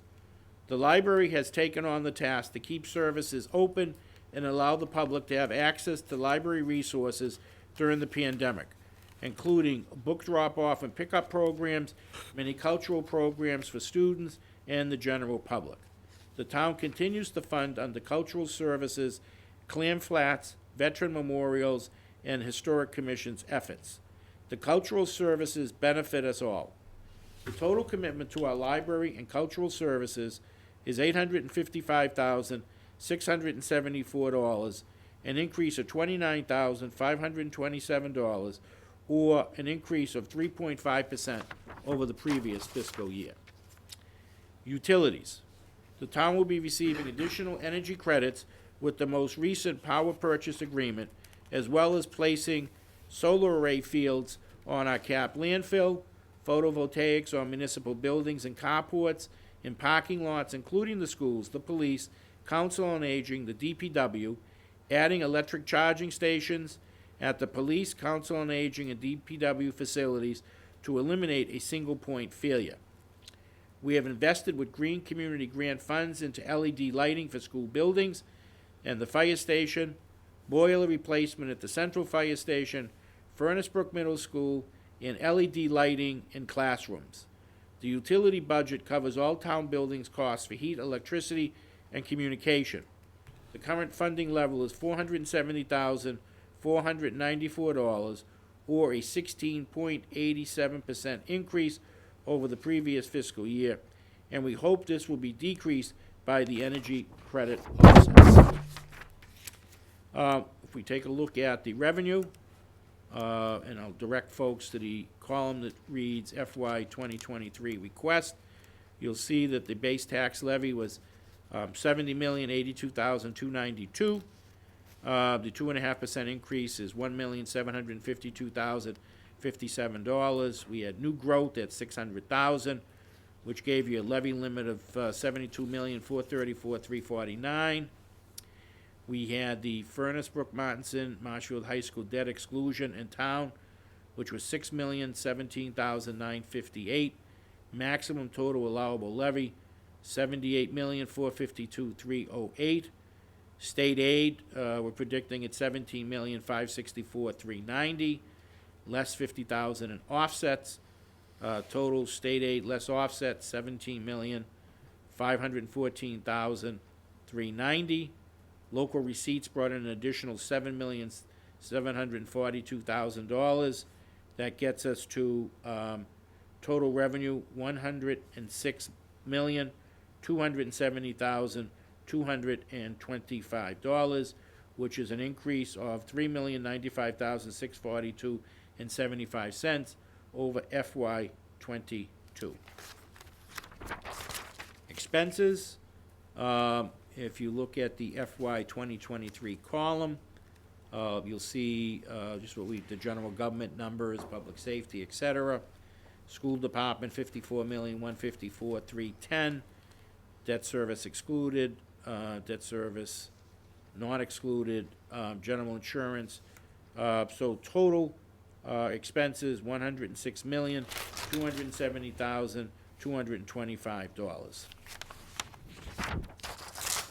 Closing summary. The FY 23 budget as presented is balanced. The tax rate went down to $12.95 per thousand. The schools will receive a 3% increase over their FY 22 budget. The school resource offices will continue to be funded by our grant. School resource offices at the Marshfield High School, Furnace Brook, and the elementaries. General government budget is increased by 4.84%. The town elevator is creating better access for all of our citizens who struggle with mobility issues. We are funding 2 part-time nurses for the Board of Health. We are continuing to fund a full-time assistant planner assistant conservation agent to manage very last caseload. We have funded COLAs and contracts without free cash, and we continue to cost share with the schools for HR. We have increased public safety funding by $491,871 for fire and police. We continue funding cemetery trees and greens ball field accounts, and have provided DPW with flexibility to manage their overtime. No layoffs or furloughs in FY '21, '22, and hopefully in FY '23. Those were my marching orders from the Board of Selectmen. Capital projects are underway for the DPW's new building and plans for additional space. Senior Center expansion was substantially completed as of December 2021. The new police station is on track to be substantially completed by April of 2022, and our seawalls are ongoing with a new section being replaced presently in Brant Rock. And I'm happy to report that to date, we have saved the taxpayers $13.7 million due to favorable interest rates and the use of $1.2 million in bond premium funds for these projects. We continue to look for ways to reduce cost on these projects as we move forward. We continue to support our COVID drive-through clinic and now testing center at the fairgrounds with reimbursement from the insurance carriers, MEMA and FEMA if needed. To date, we've given out it's actually now over 100,000 shots of a variety of COVID-19 vaccines. And finally, we continue to make up ground on the maintenance of our public buildings, thanks to the great work of our facility department and the support by town meeting. Thank you. And, that budget presentation for the advisory board, I can send you. It is up on our website. We have a budget section for folks, and we'll continue to add information. 7 o'clock tonight, the warrant closed for the annual town meeting. The special town meeting warrant will close on February 10th. And like in the past, Lisa Clark will be starting, our new treasurer collector, on February 1st. And Ann Bastille, I don't know if you had a chance to meet, but this is Ann, is our new town accountant. It's been wonderful to have her. She's been a great help during the transition. And myself and Ian and Lisa will make ourselves available, just like in previous administration. We'll make ourselves come to your meeting, capital budget, to be able to answer questions and be there to assist in any way we can. Thank you, Mr. Moresco. Mr. Scollins, do you have any questions? Is the selectmen meeting every Monday going forward? I'm trying to schedule our meetings. We typically don't like to do the same day, so we're moving ours to Tuesday. But are you guys meeting every Monday for the next, like, let's say, 6 weeks? I think it's every other I'll Monday. send you their schedule to make it easier for Typically, you. unless we need to call a special. Yeah. Right, gotcha. Thank you. Yeah. Any other, yes, Mr. Polanski. Mike mentioned the flexibility you guys are doing for the budget. What do you mean by the flexibility? There was no explanation. Are you talking about the DPW flexibility? You made another statement besides DPW, unless I misheard you. I think you misheard. Flexibility, we allow them to manage their overtime as it relates to the management of the fields. Well, I understand that part, but nothing else for the other departments? No. No. Okay. Great. Any other questions? Good. Thanks for being here, guys. Great, thank you. We appreciate it. Thank you, everyone. Thank you. Ann. Let's go. Ladies? You guys have any, I know we've seen this before, No. anything? Speaking if I could with my legal comment here. Ron. Yeah. Mr. Kilcoyne has an item he'd like to Bring up, discuss. Of thank you, Mr. Chairman. course. I'll try to be as brief as possible. This ties into our last meeting. Last meeting, we voted in advance of the Supreme Court ruling, and in order to prepare for, if it is upheld and passed, a vaccine passport requirement for the town. The Supreme Court ruled 6-3 that the OSHA ruling was unconstitutional. Thus, since we were preparing to implement a rule that would be in guidelines with the OSHA ruling, and since Right. the OSHA ruling was declared unconstitutional, I'd like to just bring up quickly to perhaps reopen the discussion to reverse our vote on two grounds. One, the Supreme Court vote was 6-3 against the OSHA guideline, which is what we voted on to get the town prepared to implement those. Mr. Chairman, wasn't it a conditional vote, depending on how the Supreme Court voted, so this would be kind of moot? It was a conditional vote, so, Yeah, so, We'd have to, no, it was, no, Go ahead. It was conditional on the Supreme Court if they voted to uphold it. So since they struck it down, we don't have to do anything, so it's washed out. So it's washed out, so we're not implementing that. No, that's correct. It was Yeah, only based on if the. Then court that is case was- fantastic. Yeah. Thank you. Yeah, sure thing. I do appreciate that. I didn't realize it was conditional, so I will withhold any further comment. Okay. So it was a conditional vote, and just so I understand, so everyone understands that is looking in, that we will not be implementing that. Yep. Great. Fantastic. Thanks for bringing that up. All right. All right. So let's move on. We have a few action items before we adjourn. Number one, first action item is discussion and vote on our treasurer collector contract. Mr. Moresco. Yes, so, as you know, Lisa is gonna be starting. I sent out a draft contract to everyone. You'll see in the contract, we had advertised the position at 140. Our previous treasurer was making substantially more than that. But Lisa's contract will be structured. Her first year, it's 130, her second year is 135, and her third year will be 140,000. Great. Yeah, I had the time to review this and previously and commented to Mr. Moresco. I have no other questions. Do you have any questions or concerns? No questions. No, we've vetted this before. Okay, great. So the board moves to approve the 3-year contract for Lisa Clark, the town of Marshfield's new treasurer collector, effective February 1st, 2022. Second. All those in favor? Aye. Aye. Aye. All right, next item is, hold on now. Uh-oh, wipeout, it's all good. Oh, that's a great point. I see Mr. Bangs is on, well, actually, Mr. Darcy saw Mr. Bangs is on Zoom, and he has an action item, so we won't hold you up, Ned. We know you have trails to go clear. So I'm gonna jump. I'm gonna go out of order to item number 7, which is discussion and vote on new appointment to Recreation Trails Committee, Scott DeCastro. Mr. Bangs, do you have anything to say about that? Sure, thank you very much. Appreciate the opportunity to lend a voice of support for Scott Castro. I've known Scott way back in my time with the rec department. He and his mom and his aunt would come on our very successful bus trips around the area. Nowadays, Scott is all grown up, and he's been helping us on the trails quite a bit with the Webster's Wilderness, that cleanup, Union Street, Woodlands, creating some new footbridges. Scott's also toured the various trails and GPS marked areas where trees have fallen across the trail, making it easier so when we call Bill Grafton, he gets his Paul Bunyan crew in there and they take care of the heavy material. So we discussed it at our last meeting, the Trails Committee, and we fully support recommending that Scott be appointed to our committee. He's come to a bunch of meetings and has been very supportive of everything that we're doing right now. Great. Thanks, Ned. Mr. DeCastro, I see you on the call. Do you have anything to add or anything to say?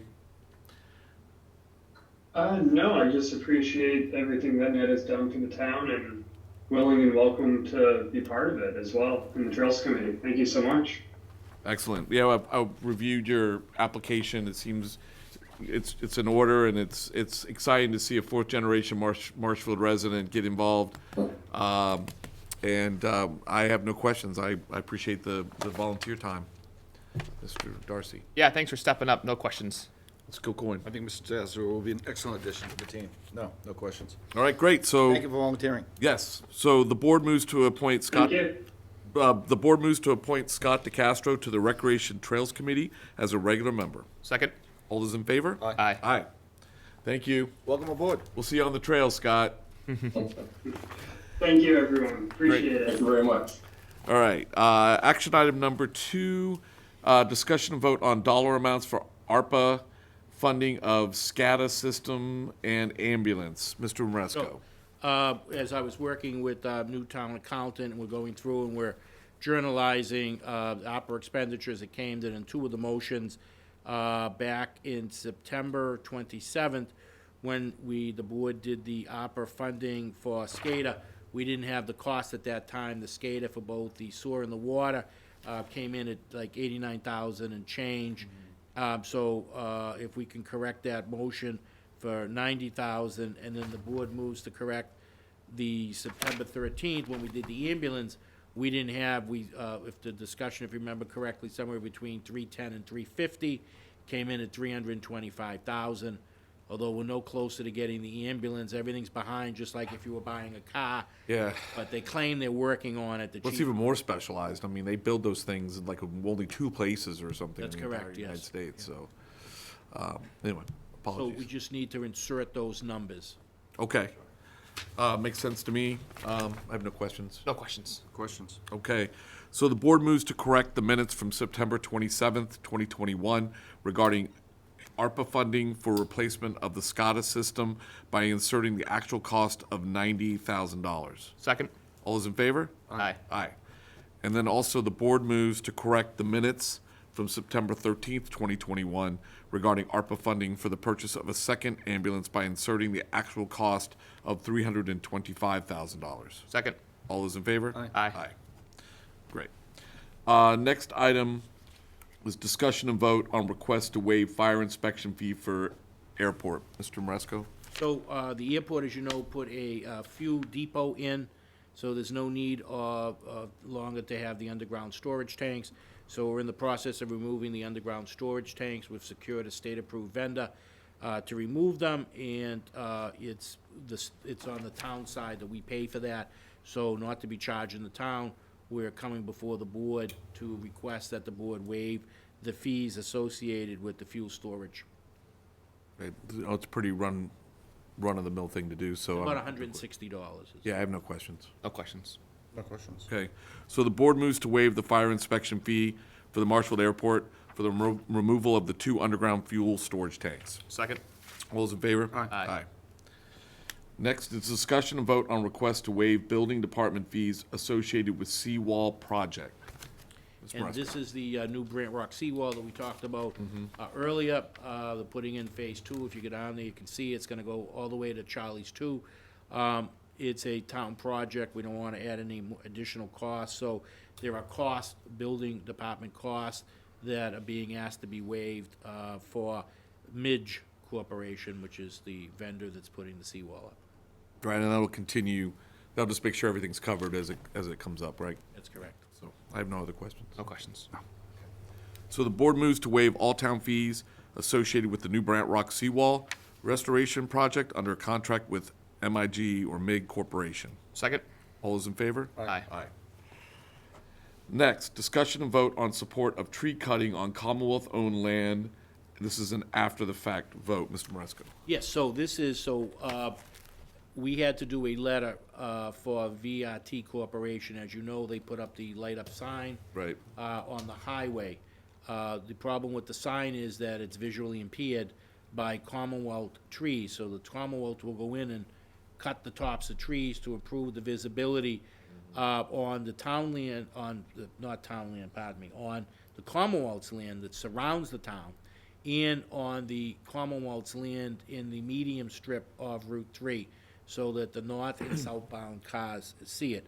There's a process with District Highway and Mass DOT that because the tree cutting's adjacent to the town land, we had to sign off on it. We had a set time to do it, so I did the letter on behalf of the board.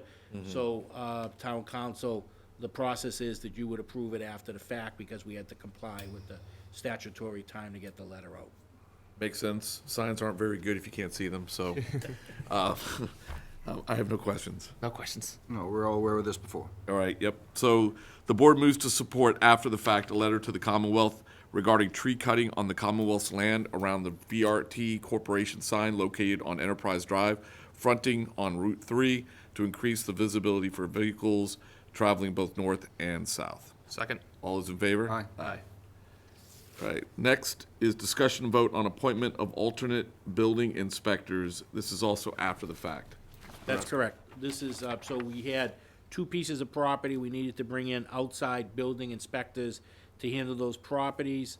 In order to begin their work, I did an appointment letter on behalf of the board, and the board will do the after-effect approval of that letter. Great, I know our building inspector does that as well. It's pretty common. No, I have no questions. No questions. We're aware of this as well. Okay. So the board moves to support after the fact the appointment of Robert Vogel, Situate Building Commissioner, and Neil Duggan, Situate Building Inspector, as unpaid alternative building inspectors for the town of Marshfield, specifically for 2 properties, 50 Ocean Street and 328 Ocean Street. Second. All those in favor? Aye. Aye. And Mr. Chairman, you were correct. Just recently, building commissioner had to assist Duxbury because both their building commissioner and their licensing inspector both had COVID, so they were down for 10 Wow. days. Well, yeah, and that's what's so nice about this, because it's definitely, Reciprocated. yeah, reciprocation, so it helps us keep things moving. Excellent. All right, next is discussion and vote on request for permission to accept 2 donations, veteran services. Mr. Maresco. Yes, this is a donation to the town from the Mr. and Mrs. Eugene Spriggs for $750, and a donation, another donation from Jean, I apologize for her pronunciation, Queldor, for a $200 donation, all to assist our veterans. It's for the Marshfield Veteran Services Department, and it's to assist our veterans and their families in the time of need. Excellent.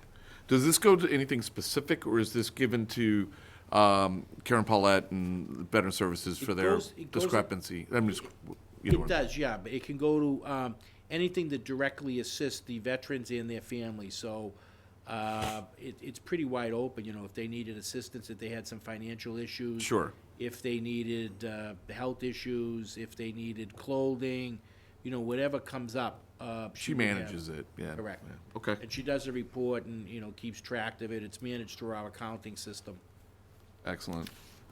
Yeah, I just thank the Spriggs and Ms. Quaidor for their donations. I have no other questions. Yeah, it's very generous. No questions. Yep. Same thing, I want to thank the Spriggs and Mrs. Quaidor Yeah. for their donation to our veterans and their families. Great. So the board moves to accept a donation on behalf of the Marshfield Veteran Services from Mr. and Mrs. Eugene H. Spriggs in the amount of $750 to assist our veterans and their families in a time of need. Second. All those in favor? Aye. Aye. Aye. And then the next is the board moves, oh, wait, and we missed, I didn't see, the board moves. Yeah, I did, there's missing. That's okay. The board moves to accept the donation in the amount of $200 from Jeannie Quaidor to assist our veterans and the families in the time of need. Second. All those in favor? Aye. Aye. Next, discussion and vote on request for permission to accept donation for the police department.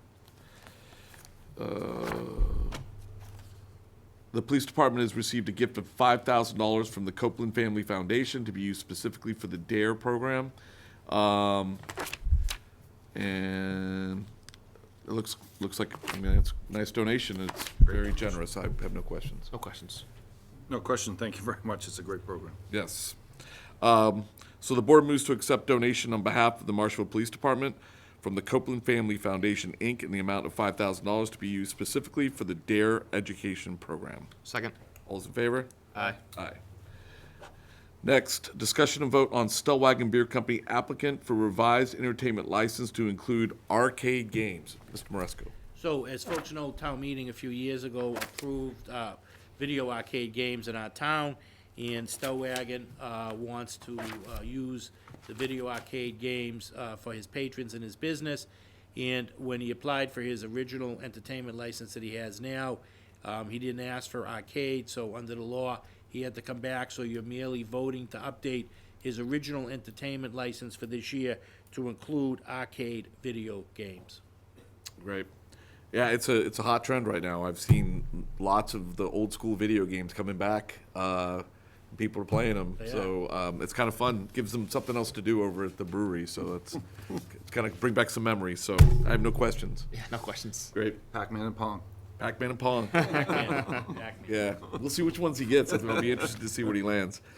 So the board moves to approve an updated entertainment license for Stellwagen Beer Company to allow arcade video games, pending approval from the Marshfield Police Department, the Board of Health, Building Department, and the Marshfield Fire Department. Second. All those in favor? Aye. Aye. All right, next discussion and vote on release of land under care and custody of the Board of Selectmen for the new dog park location. So, Mr. Chairman, in your packet, I supplied for everyone the new layout of where this parcel of land is. For folks at home that are listening, it's to the right of the Boys and Girls Club. It's at the end of that parking lot. There is a like a trapezoid. Like a cul-de-sac, Side, like like a a little- side, not really cul-de-sac, but like a turnaround. Yes, a turnaround, but the land is like a trapezoid, and that, using that location, that's under the care and custody of the Board of Selectmen. Greg Guimont found that after going through all of the parcels of land. We own a lot of parcels, but they are protected. A lot of them are water protection, so you can't have dogs doing their business on water-protected land. But this land would be available. In order to free that up under Mass General Laws, Chapter 40, 15A, it will take a vote of the Board of Selectmen because they no longer need that land. Then it would go to town meeting.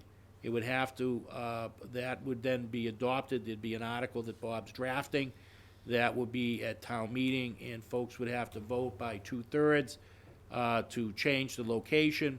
The other land that we presently own, we continue to own that land, and we can use that for some other activity or building that the town wants to do, because we'll still own that other piece of land also. Great. Makes sense to me. Mr. Darcy, it's your project. Do you have anything? Yeah, to add? thank you, Mr. Chairman. Just one quick question. Michael, could you just touch on kind of what dynamic or usage changed on that particular parcel that made it suddenly available? It was really, it was part of what's left over. So if you go out in that parcel, it's sort of back from where the fields were. And it was connected to that parking lot. So when Greg was going back, tracing all of the various parcels that were created, because this was one massive parcel that created, when the town took that land over, they created the PMUD, which backed up Right. to Enterprise Drive. That gave us access to all of that land. So that's how Greg found it. He went through, and the reason he did it, because we were looking for some ways to be able to lower the cost. As folks know, the dog park come in at a very high price because of the dynamics of that particular lot. This lot is flat, so we're not going to have to do the terracing that would be required. There's very little topography change that will need to be done there. There's a number of trees. If you look at that parcel, if you go in from the parking lot on the upper right-hand corner, there's a big section of pine trees that will provide shade. We want to utilize those in the building of the dog park. We'll still have to put other trees, but we won't have to create a parking lot. There's already a parking lot. It's fairly level. It probably meets or comes close to meeting ADA, so there's less of that construction we'd have to do. So this, without having a new plan drawn up until town meeting approves it, this would probably shave off a couple of $100,000 off of the cost of the dog park, so it's significant. It's a great location. I did, for full disclosure, when I had to go to the CPC, when Mr. Darcy and I went, I did disclose to the Boys and Girls Club. They thought it was a great idea. They said, quite honestly, a lot of people walk their dogs there. Not everyone's a responsible dog owner, so they're leaving little presents. So knowing that there would be a bona fide dog park, they know how strict the dog park rules are for people picking up after their pets, and that would still be connected to the plan to have that walk around all Yeah. along the fields. The new courts that we put in right through the back of the Boys and Girls Club, over by where the restaurants are, so it'll be a great area. Yeah. And Michael, would it be fair or accurate to say that it was used previously as the commuter bus lot, but they stopped using it during COVID, and there's been no indication they plan on coming back, so that's why the parcel's now available to That us? is correct. That is correct. Yeah, the P&B used to go there, right? Yes. So, yeah. Exactly. Yeah, that's great. Cool. Anything else? Nope, that's it. Thanks. You, Mr. Kilcoyne? It's a much better lot. Yeah, I think it's going to tie in. Yes. It's going to tie in well. Yes. I think it's a Agreed. good use of Yes. space, and it's going to tie in well, Yeah. so. Okay, great. Then the board moves to declare that the portion of the parcel of land known as the numbered 89 Rockwood Road to the right of the Boys and Girls Club and adjacent to the parking lot is no longer needed for its existing purposes and is available to transfer and/or for use as a dog park pursuant to General Law, Chapter 40, Section 15A. Second. All those in favor? Aye. Okay, discussion and vote on request to declare library materials as surplus. We received a letter from Cindy Marcoux. Basically, they do what they call weeding the collection, which is basically taking things out of the collection that are no longer checked out or they're damaged, and they have a number of items they want to put that they want to put to surplus. So, do I just need to read each one, or does it matter? I mean, Yeah, if you could read the ones like, maybe like that last section of her. yeah. So just so everybody knows, I mean, the Ventress staff do their best to repair damaged materials. However, sometimes they're not repairable, and as everyone knows, as time goes on, newer things are requested, and some things are less requested. Plus, certain formats of digital formats and such are not used any longer. So those are the types of things we're talking about here. So these are the following items that have been withdrawn from the collection: 134 DVDs that were well-loved, aka damaged, or hadn't circulated since November 2018. 19 DVD series that were either well-loved or damaged or hadn't circulated since November 2018. 56 J DVDs that hadn't circulated or were damaged since November 2018. 398 CDs that were well-loved, damaged, or hadn't circulated since November 2018. And 248 paperbacks that were well-loved, aka damaged, or hadn't circulated since November 2018. So it's pretty standard kind of thing. I don't really have any other questions. Yeah, I like the classification of well-loved. I know, I love that. Such a nicer way to say damaged. They wheeled them out. They Beaten wheeled them up. out from use. Yeah. Yeah, Absolutely. so people definitely loved them. Mr. Cocoyne, anything? No comments.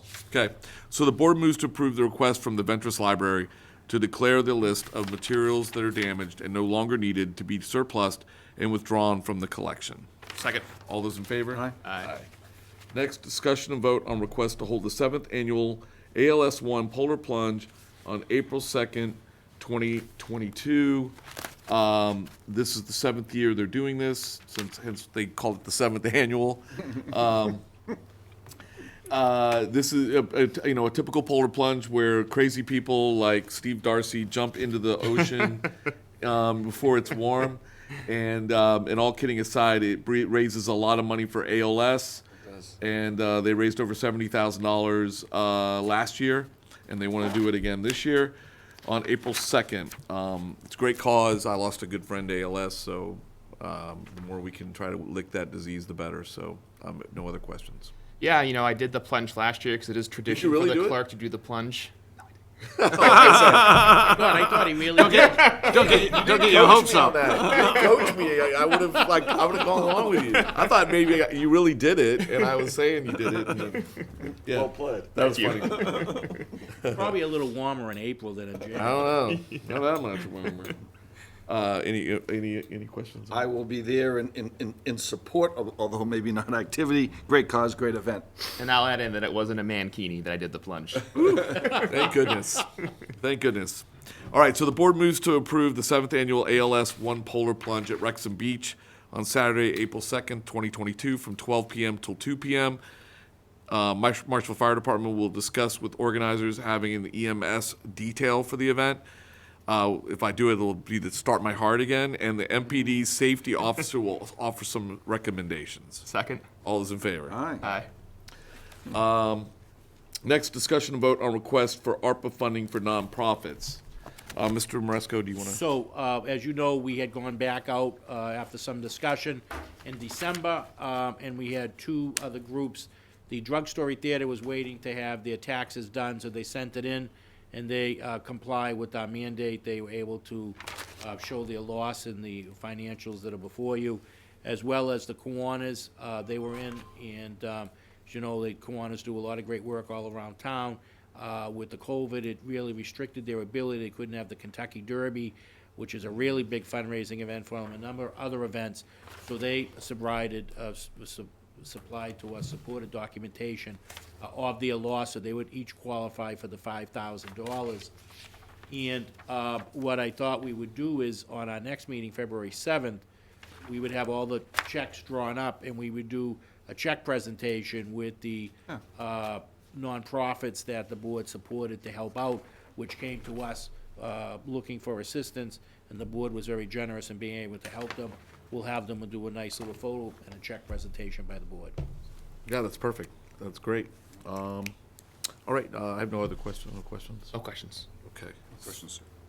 Okay, so the board moves to approve the additional nonprofits to receive ARPA-funded assistance from the town in the amount of $5,000. This is the Drug Story Theater, Inc. and the Marshfield Kiwanis. The funded nonprofits, as we discussed, would all be invited to the Board of Select meeting on February 7th to receive their checks from the board. Second? All those in favor? Aye. Great. Do we have enough signatures? Yes. Great. So I'm going to make, the board moves to accept the minutes from the January 3rd, 2022 meeting. Second? All those in favor? Aye. Aye. And that's it, so I'll make a motion to adjourn. Second? All those in favor? Aye. Aye. Thanks.